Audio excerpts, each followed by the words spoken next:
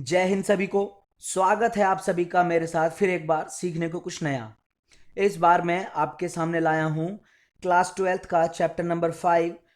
Topic है posture यानी कि आसन, अच्छे आसन के फायदे और पोस्चरल डिफॉर्मिटीज यानी कि आसन से संबंधित विकृतियां। अगर आपका शरीर का आसन खराब हो गया है, चलने फिरने बैठने उठने का पोजीशन उसका आसन खराब हो गया है, तो उससे क्या नुकसान हो सकते हैं हमें, और उस आसन को ठीक करने के लिए, उस पोस्चर को ठीक करने के लिए हम क्या चीजें कर सकते हैं, क्या सावधानियां बरत सकते हैं, क्या उसका इलाज है। तो चलिए पढ़ना शुरू करते हैं।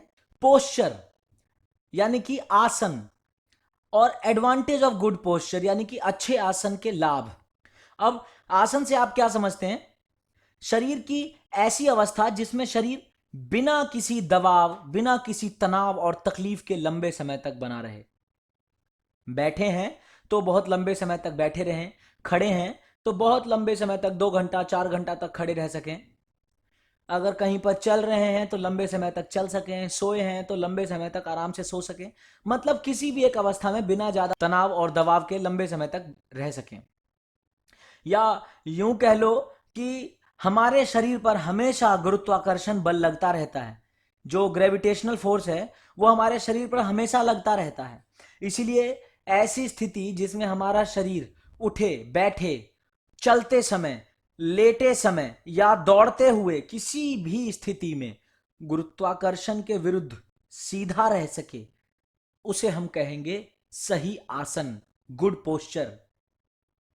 यदि हम इन आसनों को गलत कर लें या हमारी मांसपेशियां कमजोर हो गई हैं और कमजोर मांसपेशियों की वजह से हमारा आसन खराब हो जाए, तो हमें कई प्रकार की बीमारियां या विकृतियां हो सकती हैं। इसीलिए हमें सही आसन रखना चाहिए। खराब आसन और उनको ठीक करने के तरीकों के बारे में भी हमें पता होना चाहिए। देखिए, खड़े होने का सही आसन क्या है? बिल्कुल सीधे खड़े रहिए, अपने कंधों को बिल्कुल पीछे की तरफ खींच के रखिए, अपने पेट को बिल्कुल अंदर रखना चाहिए। जो हमारा वेट होता है, बॉडी वेट, वो हमेशा पैरों पर बिल्कुल एड़ी की तरफ शिफ्टेड रहना चाहिए। अपना सिर बिल्कुल ऊंचा रखना चाहिए। अपने हाथों को नीचे बिल्कुल न्यूट्रल अवस्था में लटकते हुए छोड़ के रखना चाहिए, जैसे कुदरती रहते हैं। और अपने पैरों को बिल्कुल शोल्डर की चौड़ाई के अनुसार खोल के रखना चाहिए, ना ज्यादा कम ना ज्यादा। देखिए, आप देख पा रहे होंगे यहां पर, अगर ज्यादा पीछे झुके हैं ये भी गलत है, बिल्कुल आगे की तरफ झुक के रखा है ये भी गलत है। ये विकृतियां हो जाएंगी, इनके बारे में भी आपको आगे पढ़ाऊंगा। देखिए, अगर आगे की तरफ झुक के खड़े हैं ये भी गलत है। ये देखिए, कंधे आगे कर रखे हैं, गर्दन आगे कर रखी है, ये भी गलत है। बिल्कुल ये सही तरीका है खड़े रहने का, इसको गुड पोस्चर कहा जाता है। ये जो जितने भी खराब पोस्चर्स हैं इनके बारे में आगे पढ़ाऊंगा मैं आपको। ये देखिए, बिल्कुल कंधे न्यूट्रल पोजीशन में है जैसे हमेशा रहते हैं प्राकृतिक तौर पर, और सिर बिल्कुल सीधा है कंधों के बराबर। बिल्कुल कमर पैर बिल्कुल सभी एक लाइन में है। देख रहे होंगे आप, ये गलत है, ये गलत है, ये गलत है, ये बिल्कुल सही तरीका है खड़े रहने का। करेक्ट पोस्चर ऑफ सिटिंग, बैठने का सही आसन क्या है? जब हम बैठते हैं तो हमारी कमर बिल्कुल सीधी रहनी चाहिए और कंधे पीछे की तरफ रहने चाहिए। और पीठ में जितने भी कर्व्स बनते हैं, जितने भी घुमाव होते हैं, अभी मैं आपको आगे डायग्राम में दिखाऊंगा, वो तीनों घुमाव बनने चाहिए जब हम बैठे हों तब। देखिए, अभी मैं आपको समझाता हूं आगे। अपने कुर्सी के बिल्कुल एंड पर बिल्कुल पीछे होके बैठना चाहिए, बिल्कुल आराम से कुर्सी पर कमर टिका के, आगे खिसक के नहीं बैठना चाहिए। अगर बहुत देर से बैठे बैठे आपको तकलीफ हो रही है तो लगभग 10 डिग्री के आसपास अपनी पोजीशन को चेंज करिए, ताकि शरीर थोड़ा सा आराम ले ले और फिर वापस अपनी पोजीशन में आ जाइए। ये देखिए, यहाँ पर शरीर में कोई भी कर्व दिखाई नहीं दे रहा सिवाय एक कर्व के। गलत है, ये तरीका गलत है। यहां पर देखिए, यहां भी ये तरीका गलत है, आगे की तरफ झुक के बैठे हुए हैं। यहां भी ये तरीका गलत है, एक कर्व ये बन रहा है बस, ये तरीका गलत है। सबसे बढ़िया तरीका ये है, देखिए, एक कर्व ये, दो कर्व ये, तीन कर्व ये। शरीर में तीन कर्व बन रहे हैं, एक कर्व ये उठा हुआ, एक ये धंसा हुआ, दो, एक फिर ये उठा हुआ, तीन। तो जब हम बैठे तो शरीर में हमारे तीनों के तीनों कर्व दिखाई देने चाहिए, यही सबसे बढ़िया तरीका होता है बैठने का। आप देखिए, यहां आप देख पा रहे होंगे आप, बिल्कुल तीनों कर्व बने हुए हैं। ज्यादा यहाँ पर बहुत ज़्यादा अंदर की तरफ झुका दिया है कमर को, ये तरीका भी गलत है। और यहाँ पर ज़्यादा आगे की तरफ झुका दिया, ये तरीका भी गलत है। ये देखिए, कंप्यूटर पे बैठ के काम कर रहे हैं, आगे की तरफ झुक गए हैं बिल्कुल, ये तरीका गलत है, ये तरीका सही है। ये देखिए, अगर बैठ के लिखना है पढ़ना है तो ये तरीका बिल्कुल सही है, जिसमें शरीर हमारा कमर बिल्कुल सीधी रहे और कमर के तीनों कर्व्स बराबर बराबर बने रहें। ये तरीका गलत है। देखो आगे की तरफ झुक गए। अब देखो उसके लिए प्रॉपर डेस्क और चेयर भी होना चाहिए। देखो सोने का ठीक आसन यानी कि करेक्ट पोस्चर ऑफ स्लीपिंग। ये देखिए, आप बिना तकिए के अगर लेटे हैं और बिल्कुल आपका सिर पीछे की तरफ नीचे की तरफ हो रखा है तो ये भी गलत तरीका है। और बहुत ऊंचा तकिया लगा लिया है जिससे गर्दन बिल्कुल ऊपर उठ गई है और सांस लेने में ही तकलीफ हो रही है, तो भी ये गलत तरीका है, क्योंकि इस कंडीशन में खराटे आने लगते हैं जब सांस लेने में तकलीफ होने लगती है। सही तरीके में क्या है, कम सिर के नीचे एक बिल्कुल प्रॉपर तकिया जो ना ज़्यादा मोटा हो ना ज़्यादा पतला हो, और पैरों के नीचे भी एक हल्का सा तकिया यहाँ पर घुटनों के नीचे रख लेना चाहिए, ताकि बॉडी बिल्कुल सही पोस्चर बना करके रखे। देखो करवट लेके सो रहे हैं, उस कंडीशन में बहुत ऊंचा तकिया लगा लिया है, ये तरीका भी गलत है, क्योंकि ये देखो बॉडी के रीढ़ की हड्डी को बिल्कुल टेढ़ा मेढ़ा कर दिया इसने। इसीलिए तकिया ऐसा होना चाहिए, इतना पतला होना चाहिए जो आपके सिर और कमर को बिल्कुल एक सीध में रखे।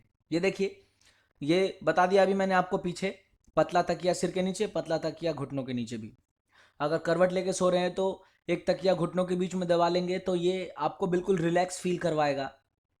और अगर तकिया पतला रखा है आपने तो आप ऐसे भी कर सकते हैं कि आप तकिया के नीचे अपना हाथ घुसा लें, ताकि ये बॉडी को बिल्कुल बराबर एक रेखा में बैलेंस कर दे। और अगर आप उल्टा सोते हैं तो आपको ध्यान रखना है, उल्टा सोना तो गलत है, पेट के बल सोना गलत है, लेकिन अगर आप सोते हैं पेट के बल तो आपको एक पतला सा तकिया कमर के नीचे रख लेना चाहिए, ताकि आपकी रीढ़ की हड्डी को प्रॉपर न्यूट्रल पोजीशन में रखे और रीढ़ की हड्डी पे किसी प्रकार का दबाव ना पड़े, कोई तकलीफ ना हो आपको। अगला है करेक्ट पोस्चर ऑफ लिफ्टिंग। कुछ भी उठाने का सही आसन, सही तरीका क्या है। देखो जब हम कुछ भी उठाते हैं तो हमें ध्यान रखना होता है कि वजन के नज़दीक से नज़दीक रहकर कुछ भी उठाना चाहिए। अपने कोहनी को, अपने भुजाओं को शरीर के नज़दीक रख करके कुछ भी उठाने की कोशिश करनी चाहिए। अपनी पीठ हमेशा सीधी रखनी चाहिए जब हम कुछ उठा रहे हैं। पेट की मसल्स को बिल्कुल टाइट रखना चाहिए जब हम कुछ भी उठा रहे हैं। घुटनों को मोड़ लेना चाहिए और जितना ज़्यादा हो सके जो भार है, जो भी आप उठा रहे हो, जो वेट है, वो शरीर के नज़दीक और आपके शरीर के केंद्र के आसपास रहना चाहिए।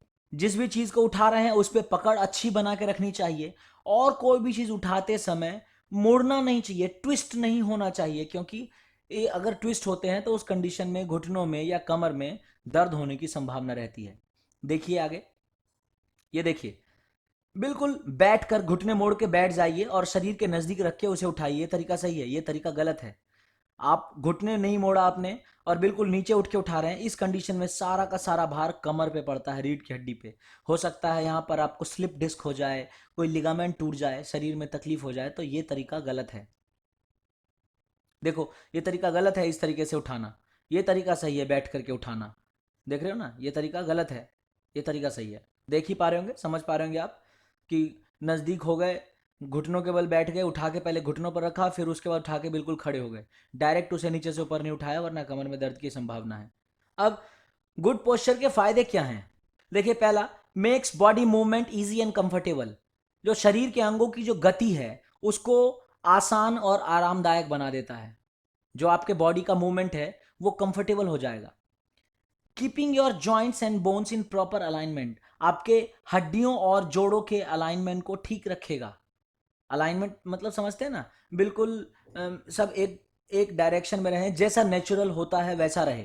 Ensuring muscles are being used effectively and efficiently, मतलब अगर अच्छा पोस्चर है तो अच्छा पोस्चर आपके मांसपेशियों को ठीक तरीके से प्रयोग करने में मदद करेगा।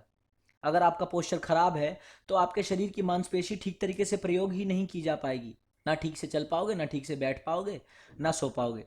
Helping to decrease abnormal wear and tear on joint surfaces, यानी कि जोड़ों के घिसने और खराब होने की प्रक्रिया को कम कर देता है, धीमा कर देता है।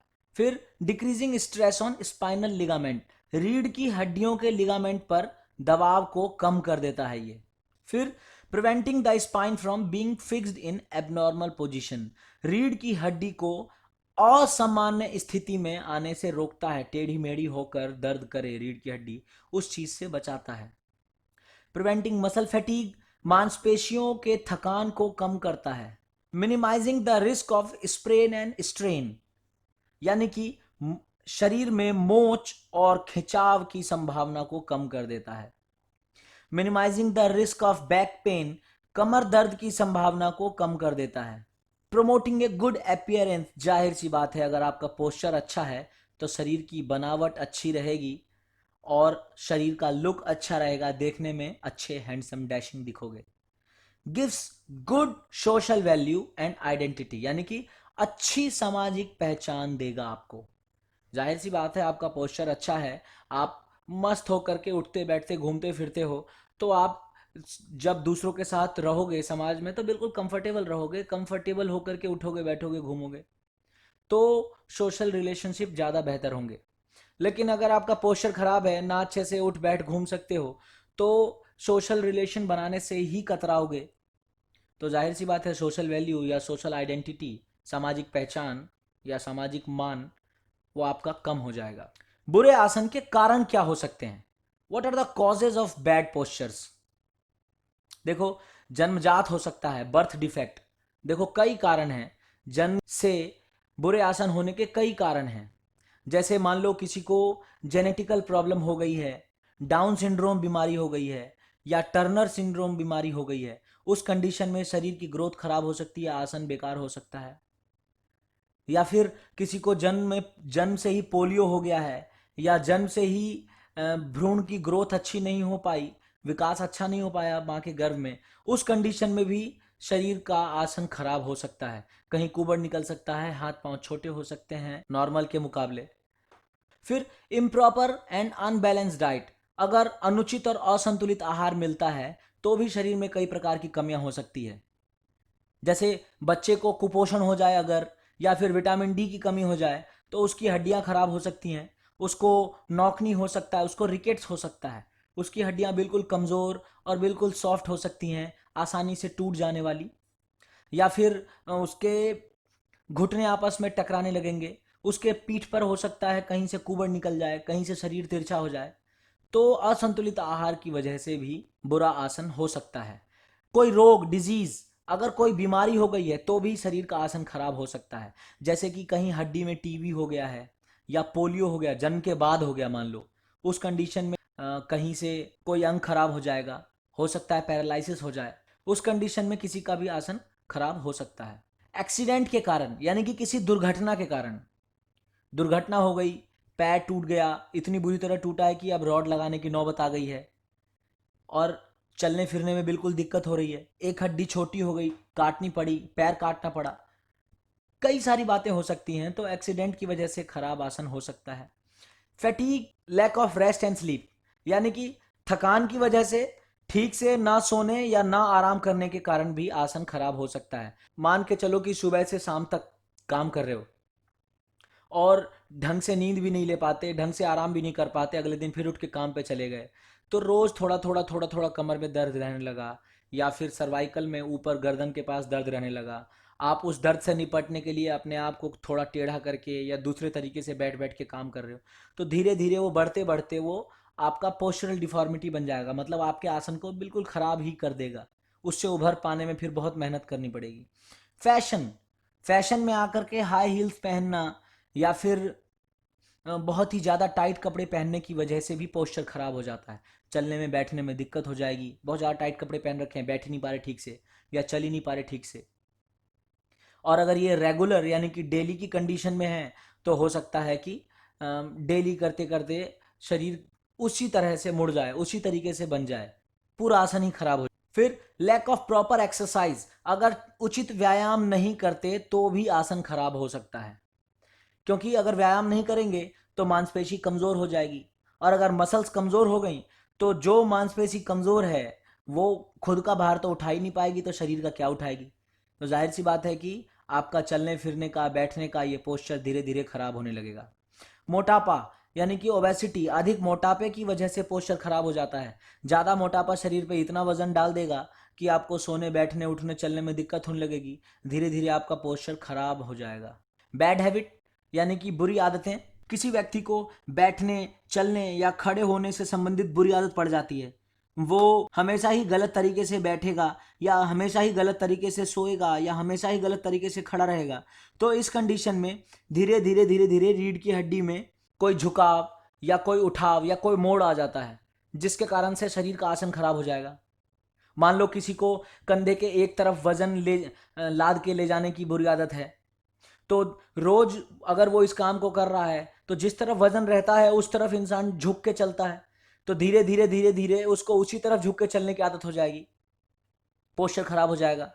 जैसे आपने पुरानी बूढ़ी औरतों को देखा होगा, वो पूरी तरह से झुक चुकी होती हैं, क्योंकि प्रतिदिन घंटों घंटे झुक करके काम करने की वजह से उनका पोस्चर ही वैसा हो जाता है। घंटों घंटे झुक के काम करना और उसके बाद ठीक से रेस्ट ना मिल पाना, ठीक से सो नहीं पाना, तो उस कंडीशन में शरीर झुका ही रह जाता है। ये एक दिन में नहीं होता, ये सालों साल में जाके होता है, लेकिन फिर पोस्चर ऐसा खराब हो जाता है कि वो दोबारा सीधी तरीके से खड़े ही नहीं हो सकते। अगला है इम्प्रॉपर फर्नीचर एट होम और स्कूल और ऑफिस। मतलब या तो घर में या विद्यालय में या ऑफिस में उचित फर्नीचर ना उपलब्ध हो। आपने पीछे देखा कि अगर कुर्सी आपकी बढ़िया है तो आपके बैठने का तरीका भी बढ़िया होगा। आप बैठ के पढ़ते हैं या बैठ के ऑफिस में काम कर रहे हैं, तो अगर फर्नीचर ठीक नहीं है तो आपको गलत तरीके से बैठने की आदत पड़ जाएगी। हो सकता है कि काइफोसिस हो जाए, यानी कि रीढ़ की हड्डी में ऊपर कोई कुबड़ बन जाए, आपका गर्दन झुक जाए, आपके सर्वाइकल में दर्द रहने लगे, गर्दन में दर्द रहने लगे। तो प्रॉपर फर्नीचर ना होने की वजह से भी हमारा बॉडी पोस्चर खराब हो सकता है। सम कॉमन पोस्चरल डिफॉर्मिटीज, यानी कि कुछ सामान्य आसन संबंधी विकृतियां। सबसे पहला है स्पाइनल कर्वेचर डिफॉर्मिटीज, यानी कि रीढ़ की हड्डियों के अनुचित रूप से टेढ़ा हो जाने के कारण होने वाली विकृतियां। और ये 3 प्रकार की होती हैं, काइफोसिस, लॉर्डोसिस और स्कोलियोसिस। बारी बारी से इनके बारे में जानते हैं। देखिए, काइफोसिस हमेशा ऊपरी हिस्से में होता है। ये एक ऐसा स्पाइनल डिसऑर्डर है जिसको हम बोलते हैं excessive outward curve of upper back, यानी कि ऊपरी कमर के हिस्से का जरूरत से ज्यादा बाहर की तरफ कुबड़ के तौर पर निकल जाना। इसको हम कई बार राउंड बैक या हंच बैक भी कहते हैं। काइफोसिस किसी भी उम्र में हो जाता है, लेकिन सामान्य तौर पर यह एडोलसेंस की उम्र में होता है, युवावस्था जो जिसे हम कहते हैं। और ज़्यादातर ये ओल्डर वुमेन में भी देखने को मिलता है, जैसा कि मैं आपको पहले बता चुका हूँ। या फिर जिसकी हड्डियां कमज़ोर हो गई हों, ऑस्टियोप्रोसिस हो जिसमें, उसमें भी ये काइफोसिस या लॉर्डोसिस ये सब देखने को मिल सकता है। इसमें कमर में दर्द होने लगता है, कमर अकड़ जाती है। कुछ लोगों में कोई सिम्टम्स नहीं होते, बस पीठ बाहर की तरफ कुबड़ की तरह निकल जाता है, पोस्चर खराब हो जाता है उनका, मतलब उनका लुक खराब हो जाएगा, पर ज़्यादा कोई सिम्टम्स नहीं दिखाई देंगे। अगर काइफोसिस बहुत ज़्यादा हद तक हो गया है, मतलब बहुत ज़्यादा कुबड़ बन गया है, तब बहुत अधिक दर्द या फिर पूरी तरह से कुरूप बना देगा शरीर को। इसके इलाज में कई बार फिजियोथेरेपी या कुछ योग के एक्सरसाइज किए जाते हैं। और अगर ये अधिक हो गया है, मतलब बहुत ज़्यादा कुबड़ हो गया है, या किसी को जन्म से ही है बहुत बुरी स्थिति में कुबड़, तो फिर सर्जरी से ही इलाज हो पाता है। देखिए, आप देख पा रहे होंगे, ये सामान्य रीढ़ की हड्डी है, नॉर्मल स्पाइन है, हल्का सा कर्व है इसमें। लेकिन जब किसी को काइफोसिस हो जाएगा, एक्सीग्रेटेड थोरेसिक कर्व, मतलब जो ये थोरेसिक एरिया की रीढ़ की हड्डी है बहुत अधिक मुड़ जाएगी, तब उसे काइफोसिस की रेंज में रखेंगे हम। समझे? देख पा रहे होंगे आप, ये नॉर्मल स्पाइन है और ये काइफोसिस वाली रीढ़ की हड्डी है। देखिए, काइफोसिस को ठीक करने के एक्सरसाइज के बारे में हम पढ़ेंगे, या ट्रीटमेंट के बारे में, जो भी कह लो, मतलब एक्सरसाइज या फिर ट्रीटमेंट, सुधारात्मक उपाय या फिर इलाज। तो देखिए, जब किसी को काइफोसिस हो जाता है तो हमें कुछ प्रिकॉशंस ध्यान रखने होते हैं, मतलब कुछ सावधानियों को बरतना पड़ता है, वो ध्यान रखना है हमें। क्या क्या सावधानियां बरतनी चाहिए? बच्चों को ठीक से बैठने, ठीक से खड़े होने और ठीक से चलने के आसन को सिखाना चाहिए। और उन्हें रेगुलरली छोटी छोटी एक्सरसाइजेज, स्ट्रेचिंग वाली एक्सरसाइज, योग से संबंधित एक्सरसाइज या वेट ट्रेनिंग, थोड़ा बहुत हल्का सा रेजिस्टेंस ट्रेनिंग करने को कहना चाहिए। अगर वो प्रतिदिन अपने इस आदत को फॉलो करते हैं तो उनको काइफोसिस या रीढ़ की हड्डी से किसी भी प्रकार का पोस्चरल डिफॉर्मिटी नहीं होगा। और क्या क्या कर सकते हैं आप? अगर सो रहे हैं तो सोने के दौरान अपनी पीठ के नीचे हमेशा तकिया रखें, देखिए ये एक्सरसाइज आप देख रहे होंगे काइफोसिस से बचने के लिए या काइफोसिस को ठीक करने के लिए, अगर हल्का फुल्का हुआ है तो इस प्रकार से देखिए। योग आसन मैंने आपको सब समझाए हैं, ये ज़्यादातर हर प्रकार की स्ट्रेचिंग एक्सरसाइज एक तरीके का योग आसन ही है। तो आप देखिए इस तरीके से बिल्कुल लेट जाएंगे पेट के बल, और अपने पैरों को खींचकर सीधा करेंगे, ऊपर उठाएंगे और अपने हाथों को उठाएंगे, जिसको हम बोलते हैं नौकासन। इससे इसको करने से रीढ़ की हड्डी आपकी बिल्कुल सीधी रहेगी पोजीशन में। फिर देखिए ब्रिज बनाना इसको बोलते हैं कॉमन लैंग्वेज में। जब आप ब्रिज बनाएंगे, ये वैसे तो सब मैंने कहा ना सब योग आसन है, पर कॉमन लैंग्वेज में इसको ब्रिज बनाना बोलते हैं। लेट गए और लेटने के बाद अपने पैरों को मोड़िए, घुटनों को 90 डिग्री से मोड़ करके, और अपने अपने कमर को उठाते हुए, जमीन से ऊपर उठाते हुए ब्रिज बनाइए।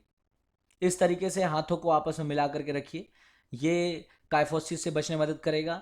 ये देखिए ये भुजंगासन, ये कैट पोज या काउ पोज जो कह लो आप, और ये पर्वतासन आप देख रहे हैं, दोनों एड़ियों को नीचे चिपका रखा है पंजों के साथ, और इस तरीके से बिल्कुल पैर की मसल्स को टाइट करते हुए और पीठ की मसल्स को टाइट करते हुए आसन बनाते हैं। इससे क्या होता है, पीठ बिल्कुल अपने ठीक अलाइनमेंट में आ जाती है, काइफोसिस को सुधारने में मदद मिलती है। आप ये देखिए ये जिम बॉल है, जिम बॉल का प्रयोग करके इसके ऊपर आप स्ट्रेचिंग कर सकते हैं इस तरीके से, ये आपको काइफोसिस सुधारने में मदद करेगी। या फिर इस तरीके से रोलर्स आते हैं, फोम के होते हैं ये, और जो एडवांस होते हैं उसमें छोटे छोटे छोटे छोटे छोटे छोटे इस तरीके से फोम के दाने भी बने हुए होते हैं, जो कि एक तरीके की फिजियोथेरेपिकल मसाज भी प्रोवाइड करते हैं। इस तरीके से फोम फोम रोलर पे लेट जाइए, अपने हाथ को सिर के पीछे लगाइए ताकि सिर को पीछे लटकने ना देइए, बिल्कुल वजन संभाल के रखें, और उसके बाद इस पर आगे पीछे अपने पीठ को करके देखिए, ये काइफोसिस सुधारने में मदद करता है। ये देखिए जो पूरे पूरे दिन बैठ के काम करते हैं उनके लिए है ये बेहतरीन एक्सरसाइज। पेट के बल लेट जाइए, और एक बार अगर राइट लेग उठाया तो लेफ्ट हैंड उठाइए, और अगर लेफ्ट लेग उठाएंगे तो राइट हैंड उठाइए। इस तरीके से बारी बारी से अपोजिट हाथ और पैर को एक एक करके ऊपर उठाइए। जिन लोगों पे अभी मैंने आपको पीछे दिखाया था नौकासन, जो दोनों हाथ और दोनों पैर एक साथ नहीं उठा सकते, वो एक एक करके उठाइए, अपोजिट हाथ और पैर। ये आसान होगा करने में, और ये भी बहुत फायदेमंद होगा काइफोसिस को ठीक करने में।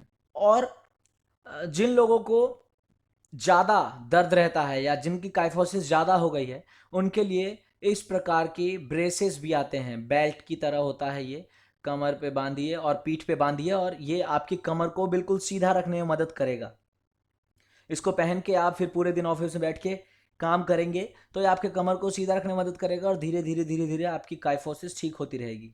फिर है lordosis, excessive inward curving in lower back, मतलब कमर के निचले हिस्से में जरूरत से ज्यादा मोड़ हो जाना। इसको हॉलो बैक भी कहा जाता है, बिल्कुल खोखली हो गई है कमर नीचे से।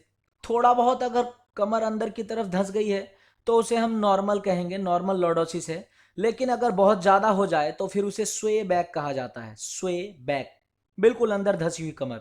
इसके भी कई कारण हो सकते हैं, जेनेटिकली भी आपने प्राप्त किया होगा, हो सकता है कि कुपोषण की वजह से हो गया हो, या जन्म से किसी खराबी की वजह से हो जाए, या फिर अगर अर्थराइटिस है, मस्कुलर डिस्ट्रॉफी है, मतलब मसल्स कमजोर हो रही हैं और नष्ट हो रही हैं, ड्वार्फिज्म हो गया है यानी कि बौनापन, बौने रह गए हैं, तो इसकी संभावना है। बच्चों में अगर लॉर्डोसिस होता है ये तो सामान्य तौर पर अपने आप ठीक हो जाता है, लेकिन अगर बड़ों में हो गया है लॉर्डोसिस तो इसके लिए फिजियोथेरेपी की ज़रूरत पड़ सकती है।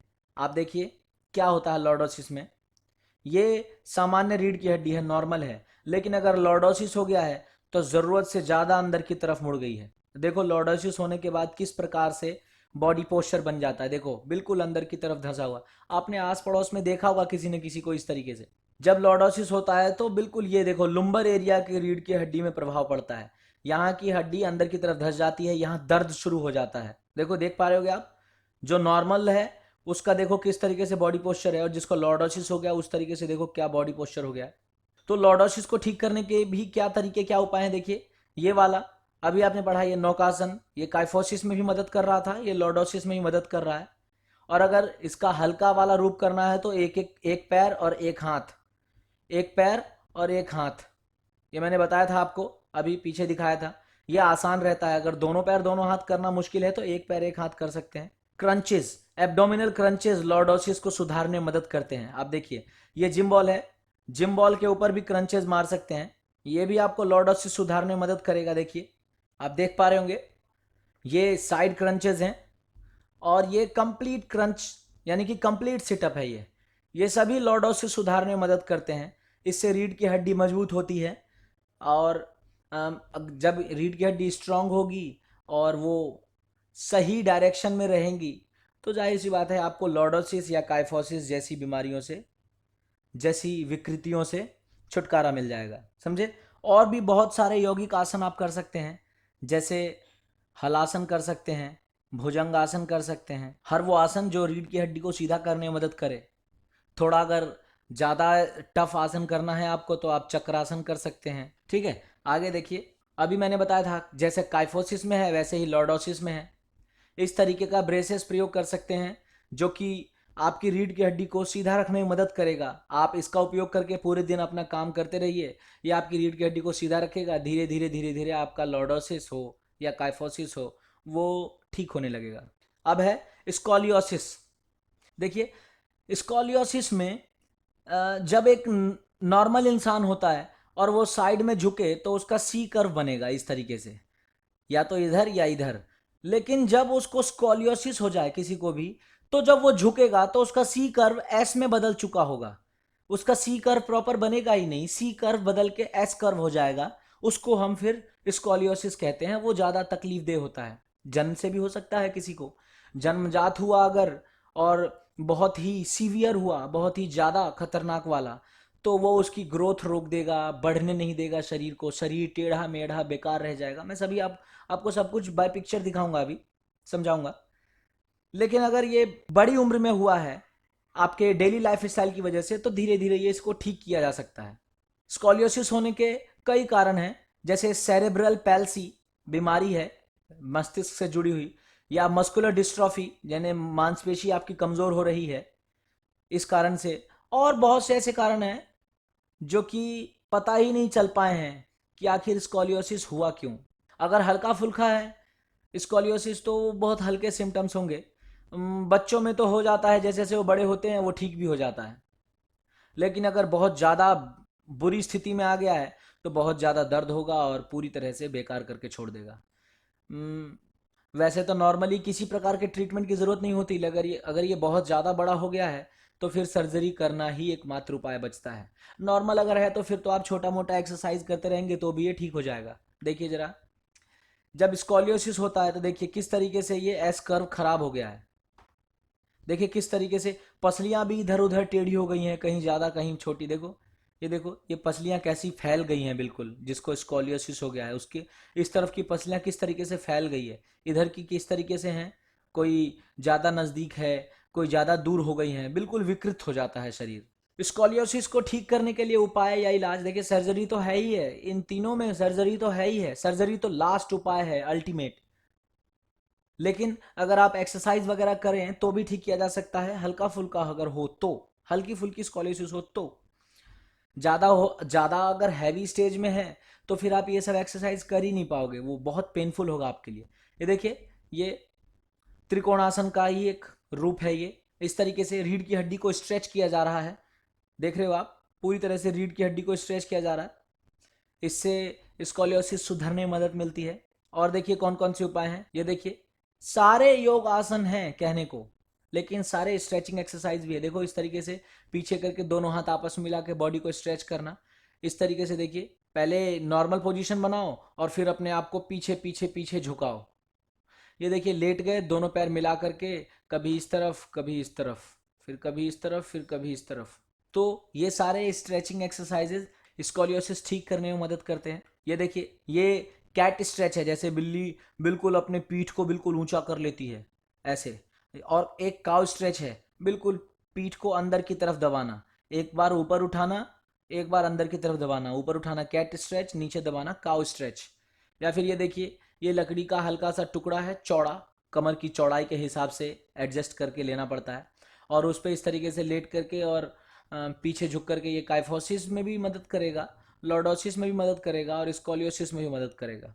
देखो, अगर किसी को सीवियर है, उसका डायग्राम देखो, बचपन से रहा होगा, बहुत ही ज़्यादा सीवियर, देखो पसलियां भी किस तरीके से हो चुकी हैं। उस कंडीशन में क्या करेंगे डॉक्टर्स, रीढ़ की हड्डियों में छेद कर करके इसमें तार लगा के इसे खींच के टाइट कर देते हैं।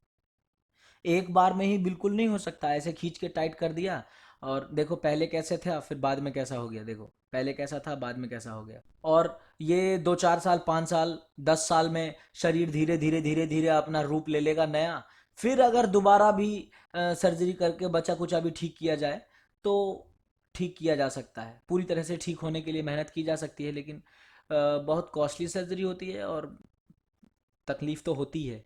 कहाँ आपका शरीर पहले इस तरीके से एडजस्ट हो चुका है, फेफड़े भी कहीं फेफड़ा छोटा हो गया कहीं बड़ा हो गया, सब बॉडी पार्ट्स ने अपनी अपनी जगह ले ली है, एडजस्ट हो गया है। अब उसको आप चेंज करेंगे, इस तरीके से बनाएंगे तो शरीर में थोड़ी तो तकलीफें होंगी ही होंगी। फिर अगला है फ्लैट फुट यानी कि चपटे पांव, इसको पेस प्लेनस भी कहा जाता है या फिर फॉलन आर्च। क्या कहते हैं, पेस प्लेनस या फॉलन आर्च। ये भी पोस्चरल डिफॉर्मिटी है, इसमें पंजे बिल्कुल चपटे हो जाते हैं, बिल्कुल जमीन से टच हो जाते हैं बिल्कुल। अभी मैं आपको दिखाता हूं, आसानी से आप समझ पाएंगे। ये देखिए किस तरीके से पंजे बिल्कुल चपटे होकर जमीन से टच हो गए हैं। एक नॉर्मल पैर होगा उसका, जो अगर आप अपने पैर को देखा होगा ना, शादी वादी होके आती है, पैर को रंग में लगाते हैं और उसके बाद कहीं पे छाप छोड़ते हैं और उसको एज अ यादगार रखते हैं, यादगार के तौर पर। तो सामान्य किसी का पैर होगा बिल्कुल ठीक तो उसकी इस तरीके से आर्च बनेगी, जिसका फ्लैट फुट होगा उसका इस तरीके से आर्च बनेगा, और जिसका हॉलो फुट होगा हाई आर्च, या इसको क्लॉ फुट भी बोलते हैं, पंजे की तरह। पंजा मतलब चिड़िया के पंजे की तरह, वो भी नुकसानदेह है, ये भी तकलीफ देह है, तो उसका इस तरीके से बनेगा। आप अपना अपना चेक कर सकते हो, पानी में भिगो के चेक कर लो या रंग में भिगो के चेक कर लो, मर्जी है आपकी। तो देखिए, एक नवजात जो बच्चा होता है, नए बच्चे का जिसका जन्म हुआ है, उसमें फ्लैट फुट होता ही होता है, और जैसे जैसे उम्र बढ़ती है उसके साथ ये ठीक हो जाता है, और अगर ये ठीक ना हो पाए तो फिर ये विकृति बन जाती है। इसकी वजह से चलने में, बैलेंस बनाने में, लंबे समय तक खड़े रहने में दिक्कत होती है। अगर आपको सावधानी की बात करनी है, अगर अगर फ्लैट फुट ना हो, इसके लिए प्रिकॉशंस की बात करनी है, क्या सावधानी बरतनी चाहिए, तो बिल्कुल सही साइज का जूता पहनना चाहिए, ना छोटा ना बड़ा, ज़्यादा टाइट नहीं हो ज़्यादा ढीला भी ना हो। ढीला होगा तो आपको चलने में ही दिक्कत होगी, ज़्यादा टाइट जूता पहनेंगे तो भी तकलीफ होगी। नंगे पैर बहुत ज़्यादा लंबी लंबी दूरियों तक नहीं चलना चाहिए। मोटापे से बचना चाहिए, ज्यादा मोटापा भी फ्लैट फुट का कारण है। ज्यादा मोटा होगा तो ज्यादा वजन पड़ेगा और पैर चपटे हो जाएंगे, हड्डियां चपटी हो जाएंगी। हाई हील्स से भी बचना चाहिए। अब देखो हाई हील्स, ये तो बड़ा ही अपवाद है, जिसको फ्लैट फुट नहीं है उसको हाई हील से बचना चाहिए, और जिसको फ्लैट फुट हो जाता है, जिसके पैर चपटे हो जाते हैं, डॉक्टर उसको हाई हील्स की सलाह देते हैं, कहते हैं कि भाई अब तुम हाई हील पहनो ताकि थोड़ा तुम्हारा पैर नॉर्मल साइज में आ जाए। और सबसे ध्यान रखने वाली बात कि बच्चों को बिल्कुल कम उम्र में, 6-7-8 महीने में ही लोग उसे ज़बरदस्ती चलाने की कोशिश करने लगते हैं, तो बच्चों को बिल्कुल कम उम्र में चलाने की कोशिश नहीं करनी चाहिए। अपने पैरों की मसल्स को स्ट्रांग रखने के लिए रेगुलरली, नियमित तौर पर एक्सरसाइज करते रहना चाहिए। अब अगर फ्लैट फुट हो गया है तो फिर उसको ठीक करने के लिए हम क्या कर सकते हैं, देखिए ये कुछ एक्सरसाइजेज हैं, आप देख रहे होंगे इस तरीके की बॉल्स आती हैं जिसपे छोटे छोटे दाने होते हैं, इस पे खड़े होकर के पंजों को मोड़ मोड़ के एक्सरसाइज कर सकते हैं। देखिए इस तरीके से कर सकते हैं, खड़े होकर पंजों को मोड़ा और पंजों को खींचा अंदर की तरफ, पैर के जो पंजे हैं उसके मसल्स स्ट्रेच होते हैं और मसल्स फिर स्ट्रांग होंगे। देखिए इस तरीके से तौलिए से जहां पर आर्च बनता है उस जगह पर तौलिया लगा करके खींचने की कोशिश करते हैं, थोड़ा थोड़ा, रोज 2-2 मिनट 4-4 मिनट तक खींचने की कोशिश करो, 5-5 बार 7-7 बार, जितने बार भी कर सको। इससे क्या होगा, थोड़ा थोड़ा दबाव पड़ते पड़ते हड्डियां अपनी पोजीशन लेंगी। और देखो इस तरीके से रोलर होता है, रोलर पे रख के पैर अपना और घुमाते रहिए रोलर को, इस तरीके से ये भी फायदेमंद होता है। अब ये देखिए, जमीन पर तौलिया रख दीजिए और तौलिए पर, अब तौलिए को अपने पैर से, पैर की जो ये जो उंगलियां हैं, पैर की उंगलियों से मोड़ मोड़ के समेटने की कोशिश करिए। ये बहुत ही अच्छी एक्सरसाइज होती है पैर की मसल्स को स्ट्रांग करने के लिए, फ्लैट फुट को ठीक करने के लिए। या फिर आप एक गेम भी खेल सकते हैं, कहीं पर बाहर छोटी छोटी गोलियां पड़ी हैं या बटन पड़े हैं, उसको आपको अपनी उंगलियों से, पैर की उंगलियों से उठाना है और उठा उठा के किसी डब्बे में डालना है। ये 20-30 सेकंड तक करके ट्राई करिए, और ये तो आपकी मर्जी है, आप इसे एज अ गेम जितना भी कर लीजिए, 4 गोली की जगह 14 गोली रख लीजिए, मर्जी है आपकी। देखिए इस तरीके का इक्विपमेंट आता है, इसको, ये स्प्रिंग बेस्ड है, इस पर आप अपना पंजा रख के इसको दबाने की कोशिश करिए। इससे क्या होगा, जैसे हाथ का होता है ना, आपने जिम में देखा होगा, लोग अपनी कलाई की मसल्स को स्ट्रांग करने के लिए वो दबाते रहते हैं, हाथ में दबाने वाला होता है, या तो सॉफ्ट बॉल होती है स्पंज की, या फिर स्प्रिंग का वो ग्रिप स्ट्रांग करने वाला होता है। उसी तरीके से पैर के लिए है ये, अपना दबाते रहिए पैर से, धीरे धीरे पैर की मसल्स टाइट होती रहेंगी, यहाँ पर आर्च थोड़ा थोड़ा बनने लगेगा। या फिर इस तरीके से देखिए, ये थायरा बैंड है, रबड़ बैंड, इसको बांध के रखिए और पंजा बांध के इसमें अपना और खींचने की कोशिश करिए ऊपर की तरफ। ये देखिए अगर फ्लैट फिट हो गया है तो फिर डॉक्टर हाई हील्स की सलाह देते हैं। इससे क्या होता है, देखो ये पैरों को इस पोजीशन में रखते हैं कि फ्लैट फुट जो है वो धीरे धीरे आर्च में बदल जाए। अगर पहले से सही है आपका पैर और तब अगर आप ये हाई हील्स का इस्तेमाल करते हैं तो धीरे धीरे धीरे धीरे फ्लैट फुट हो जाएगा, फिर डॉक्टर आपको कहेगा कि ये तुमने क्या कर दिया। लेकिन अगर आपका पहले से ही हो गया है, किसी और कारण से हो गया है, तो फिर आपको डॉक्टर हाई हील्स पहनने की सलाह देगा। अगर हाई हील्स की वजह से हुआ है फिर तो छुड़वा देगा। और ये देखिए, ये इस तरीके से पैरों में पहनकर और जूते के अंदर पहनने वाले होते हैं ये, मतलब इसको पैरों में डालिए और फिर उसके बाद जूता पहनिए। पूरे दिन इस तरीके से पहने रहने की वजह से धीरे धीरे धीरे धीरे पैरों में आर्च बन जाता है और आपका जो फ्लैट फुट है वो धीरे धीरे ठीक होने लगता है। ये फ्लैट फुट को ठीक करने का जो प्रोसेस है बड़ा ही लंबा चलता है, आसान मत मानिए कि इतनी जल्दी आसानी से ठीक हो जाएगा ये देखिए इस तरीके के इनसोल्स आते हैं, मतलब जूते के अंदर पहनने वाले सोल, ये हाई हाई है यहाँ पर और यहाँ पर बहुत लो है, ये आर्च बनाने में मदद करता है। इस तरीके से देखिए जेल लगे हुए, जेल वाले ये सोल होते हैं, पहन करके और उसके बाद फिर जूता पहन लीजिए या पहन करके रात को सोए रहिए, बेनिफिट देते हैं ये। जो पेन हो रहा है फ्लैट फुट की वजह से, ज़्यादा देर खड़े रहने की वजह से जो पेन हो रहा है, उस आप और क्या क्या कर सकते हैं, आप रोप स्किपिंग कर सकते हैं, यानी कि रस्सी कूदने वाली एक्सरसाइज कर सकते हैं, पंजों पर कूदेंगे आप। वज्रासन कर सकते हैं आप, योग में वज्रासन होता है, आप जानते हो, आसन है ना वज्रासन, खाना खाने के बाद करने वाला स्पेशल आसन। पंजों पर चलने की प्रैक्टिस कर सकते हैं और पंजों को ऊपर नीचे उठाते हुए, जिस तरीके से कोई अपने काफ की मसल की ट्रेनिंग करता है, अपनी पिंडलियों को मजबूत करने के लिए करता है, उस तरीके की एक्सरसाइज का प्रयोग कर सकते हैं आप, उसमें आपको राहत मिलेगी। फिर है नौकनी। नौकनी को बोलते हैं गेनु वेलगम, कॉमनली नौकनी के नाम से जाना जाता है। इसमें जब हम सामान्य तौर पर खड़े होंगे ना अपनी एड़ियों को मिला के, उस कंडीशन में हमारे घुटने आपस में टकराते हैं। समझे क्या होता है, घुटने आपस में टकराते हैं। देखिए जरा, ये देखिए, ये नॉर्मल है, ये सामान्य तौर पर घुटने हैं, और जिसको नौकनी है उसके घुटने देखिए किस तरीके से अंदर मुड़े हुए हैं। जब कोई एड़ी मिला के खड़ा होगा इस तरीके से और उसके घुटने बिल्कुल आपस में टकराएंगे तो समझिए कि ये क्या है, नौकनी। नौकनी भी तकलीफ देह होता है, इसमें व्यक्ति को चलने और दौड़ने में दिक्कत होती है। क्या सावधानी बरत सकते हैं आप, देखिए अच्छा संतुलित आहार लीजिए, बैलेंस डाइट ले अगर कोई व्यक्ति, खास करके विटामिन डी, अगर छोटी उम्र से ही संतुलित आहार लेता है, विटामिन डी लेता है, तो उसकी हड्डियां विकृत नहीं होंगी, क्योंकि अगर विटामिन डी की कमी हुई तो उसको रिकेट्स हो सकता है। और समझे, रिकेट्स एक ऐसी बीमारी है जो हड्डी को किसी भी तरफ से विकृत कर सकती है। हो सकता है अंदर झुका के नौकनी बना दे, या हो सकता है बाहर फैला करके बो लेग्स बना दे, आगे पढ़ेंगे हम उसके बारे में भी। मोटापे से बचना चाहिए, और सबसे खास बात आपको ध्यान रखनी है कि शरीर में एक विकृति दूसरे के पनपने का कारण बन सकती है।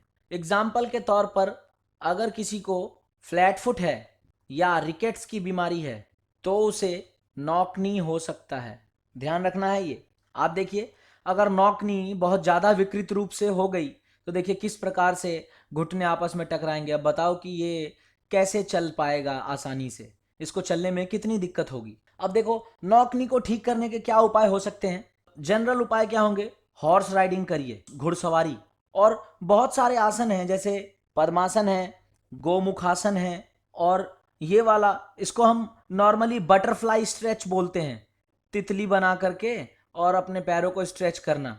ये देखिए जनु शीर्षासन, योग में सारे आसन ही हैं ये, नॉर्मली स्ट्रेचिंग में बहुत प्रयोग होता है। इस तरीके से एक पैर को मोड़ लिया 90 डिग्री पे, दूसरे को बिल्कुल सीधा खोल लिया।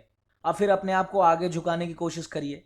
ये देखिए, सोते समय या खड़े रहते समय अपने पैरों के बीच में तकिया या फिर ये नॉर्मल रबड़ की सॉफ्ट बॉल, इसको रख करके घुटनों से दबाने की कोशिश करिए। ये वाला स्ट्रेच देखिए, ये एक पैर बिल्कुल सीधा है और एक पैर को 90 डिग्री पे घुमा के रखा हुआ है। अब एक बार इधर स्क्वाट लगाएंगे, एक बार इधर स्क्वाट लगाएंगे, इसको बोलते हैं साइड स्क्वाट। ये भी आपके नॉक नी को ठीक करने में मदद करता है। ये देखिए, पहले तो दोनों पैर बिल्कुल बिल्कुल स्ट्रेट और सीधे करके लेटे, और उसके बाद एक पैर को मोड़कर इस तरीके से रख लिया। ये आपके नॉक नी को ठीक करने में मदद करेगा। और देखिए, इस प्रकार से हॉर्स स्टैंस पोज, अश्व मुद्रा, घोड़े की मुद्रा, या फिर टेम्पल पोज भी कहते हैं, मंदिर मुद्रा, पूजा वाली। इसमें क्या, देखो, पैरों को कंधों से ज़्यादा चौड़ी स्थिति में रखकर और उसके बाद फिर इस तरीके से बैठते हैं 90 डिग्री पर नीचे रख के अपने पैरों को। ये भी नॉक नी को ठीक करने में मदद करता है। उसके बाद देखिए, अपने एडक्टर मसल्स को स्ट्रॉन्ग करते हैं। ये देखो, यहाँ पे जो मसल्स होती हैं, ये इस मसल्स को स्ट्रॉन्ग करने की एक्सरसाइज करिए। इससे क्या होगा, नॉक नी ठीक होने में मदद मिलेगी।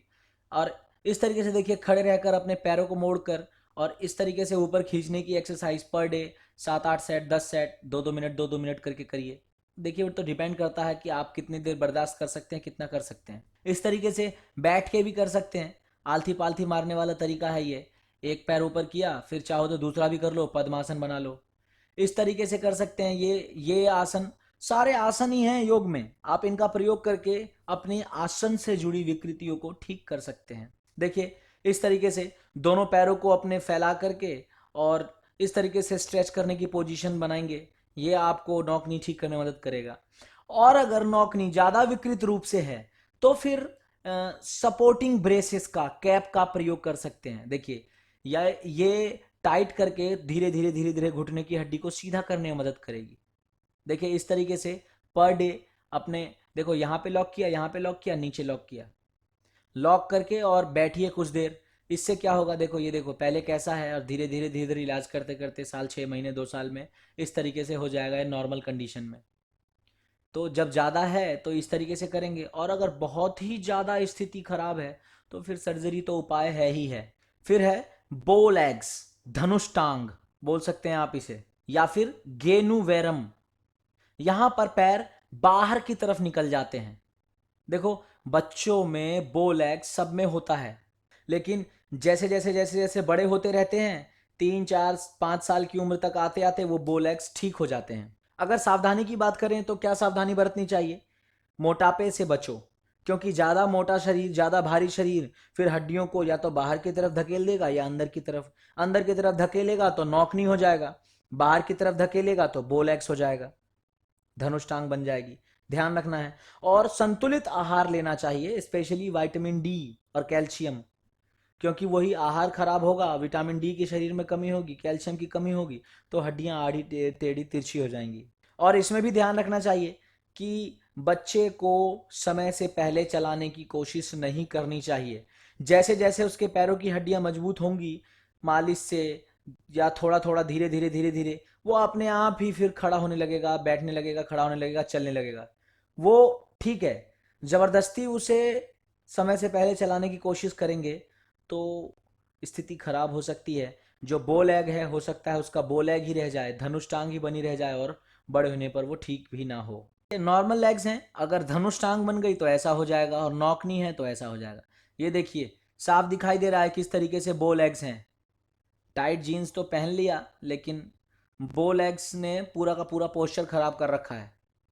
अच्छा लग रहा है कि बुरा, ये तो आप ही डिसाइड कर लो।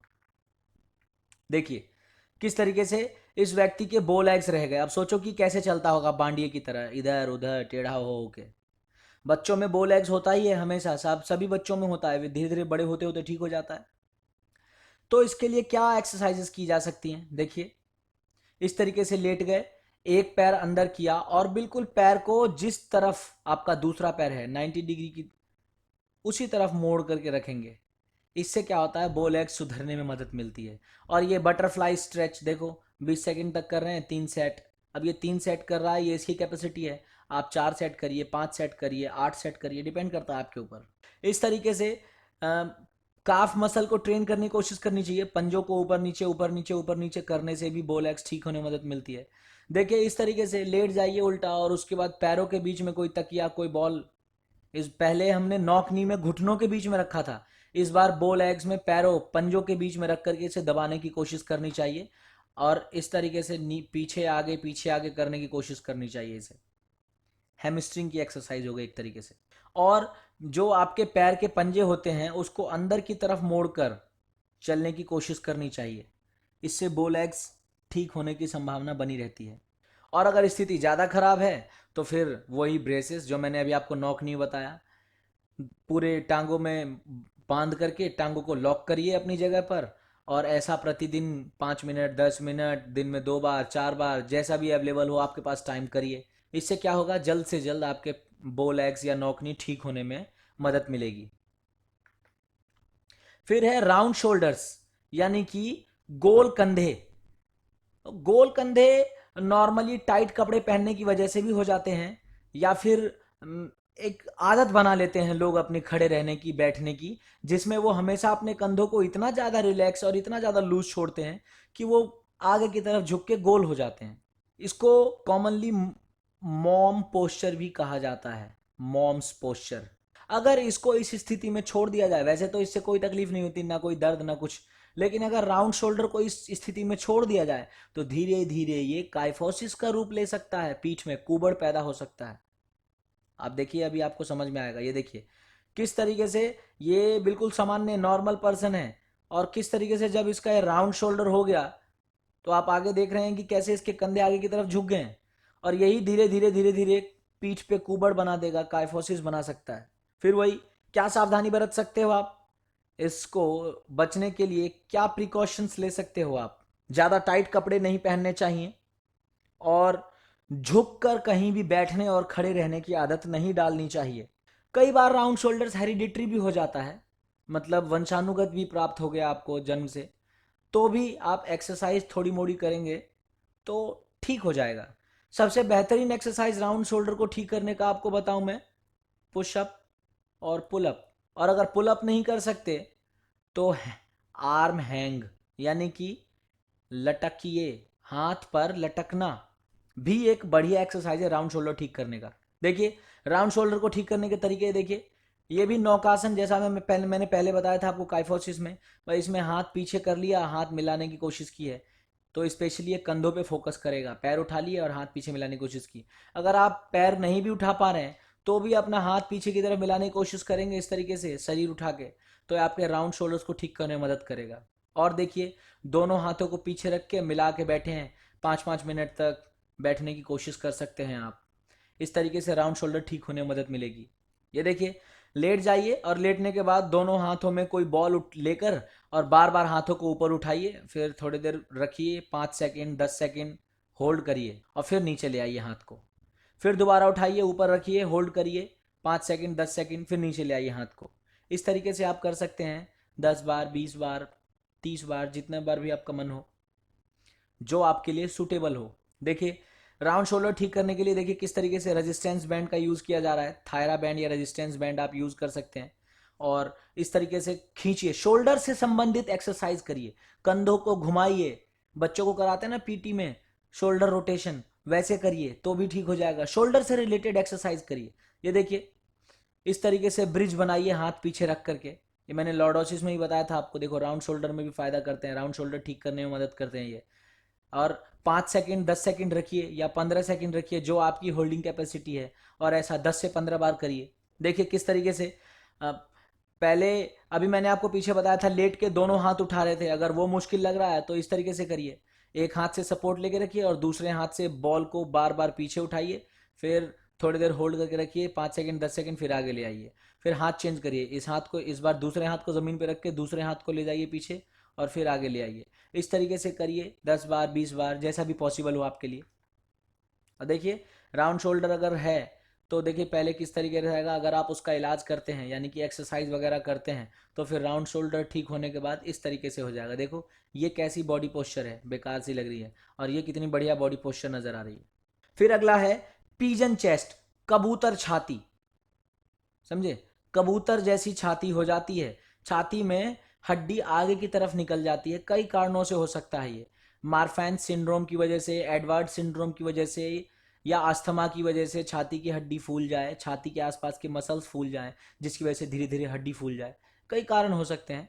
अब देखो, इन सिंड्रोम्स के बारे में तो अभी डिटेल यहाँ नहीं पढ़नी है आपको, आप पढ़ कुछ और रहे हैं, कुछ और पढ़ा लूँगा तो टॉपिक खराब हो जाएगा।